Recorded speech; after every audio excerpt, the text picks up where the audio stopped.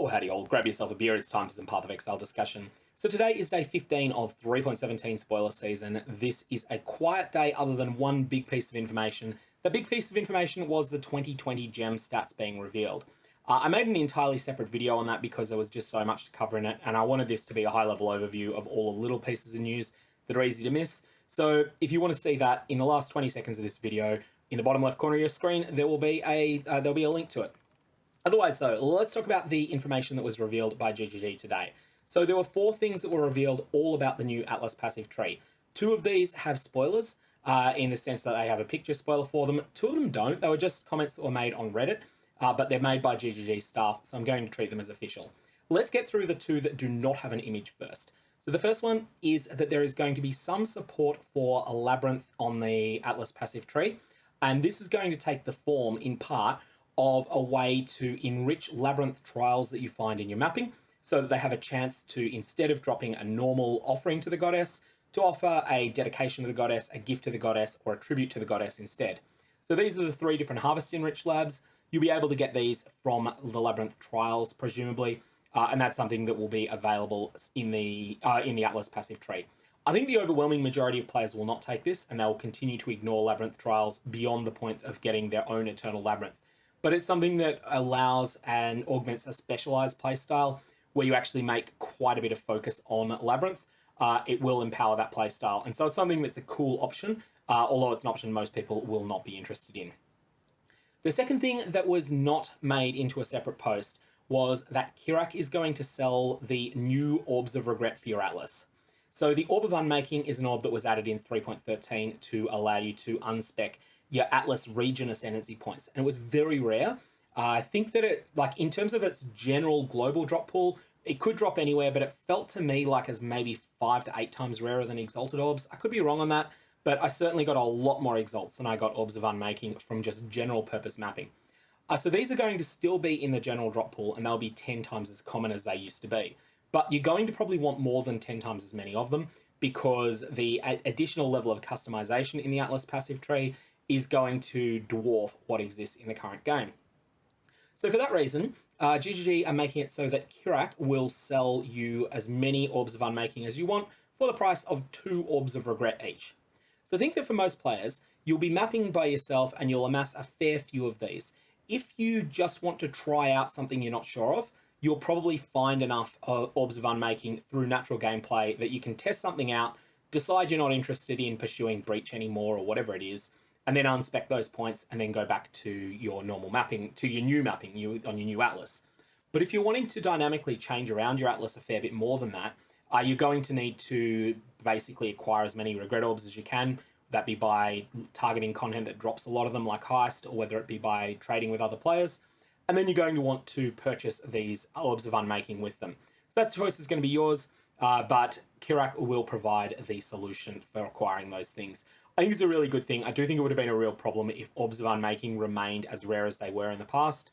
They were very, very, very rare. And also a number of the notables on the passive tree for the Atlas, once we get the whole Atlas tree, I'm expecting that a fair number of them will be ones that just have some sort of cryptic text that it's not really clear whether it's good until you play with it, and then you play with it and you're like, you know what, no, I just don't like this, I'm going to get rid of it. Okay, so let's get to the 2 things that do have an image teaser. Firstly, there is this Chayula Breach Chance small node. So I believe this to be this node here. GGG have confirmed it's definitely not the notable here. So I believe it to be this node, and this is a small breach cluster.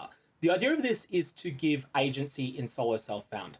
For Trade League players, there is going to be a clear correct choice that will just be mathematically worked out. But for solo self-found players, this allows you to specialize in any one of the Breach Lords that you are particularly interested in. So let's say, for instance, that you are playing a character that wants to use the Esh exclusive unique Hand of Wisdom in action. This is an item that a solo self-found player can't just go and trade with another player for. They have to loot it themselves. So they're going to want to run a lot of Esh Breach Stones. And that means that increasing the chance that any specific breach they encounter will be an Esh Breach is worthwhile, even though that detracts from their chance of getting a Chayula or otherwise rare breach like Ull-Netol. So for a solo self-found player, having the ability to choose between the 5 different breach types that you want to amp up the chance of getting by 30% is a really good thing. For people that are in a trade league, it's just going to be clear that you will want to probably take the Chayula one of these and the Ull-Netol one. Chayula and Ull-Netol breaches are just more valuable than the 3 elemental breaches in almost all trade league economies, and I don't think that plus 1% chance for an area to contain a breach is worth the sabotaging your chance of getting a Chayula breach that you're getting by adding, say, 30% to the chance of getting an Esh breach in there. So anyways, all 5 of these will exist. 30% chance to increase the 30% increase to the frequency of whichever breach lord you wish, but this is a relative frequency chance, so it's not like you're going from let's say that you were to go from 100 Chayula breaches to 130 with this. This is at the expense of 30 breaches from the other various breach lords that you would have otherwise got. Next up is something that is a big cluster for Strongboxes, and I quite like this one. This allows you to specialize in the more desirable Strongboxes. So we have one that is Diviner's Strongbox Chance. It seems like you'll get 2 of these nodes potentially, although we have to just check the exact layout of the tree when we see it. Strongboxes in areas have 30% increased chance to be a Diviner's Strongbox. Again, this is going to come at the expense of some of your other desirable Strongboxes. So the ones that become a Diviner's Strongbox that would otherwise not have been, that's some of them would have been ornate Strongboxes that you don't care about, but some of them might have been a Cartographer's or an Archnemesis box that you do care about. But still, getting 30% increased Diviner's Strongbox chance is really good, especially given it looks like you're going to get 2 of them. But the big thing is the notables at the end. Strongboxes in areas contain duplicated divination cards.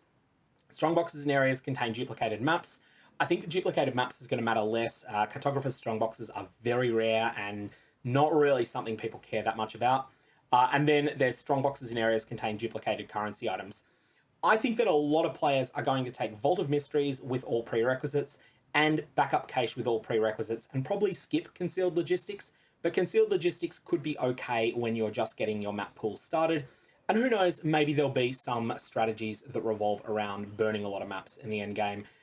Something along the lines of in Ultimatum, where you could turn spare maps into free shots at the Trial Master just by running the map scoured.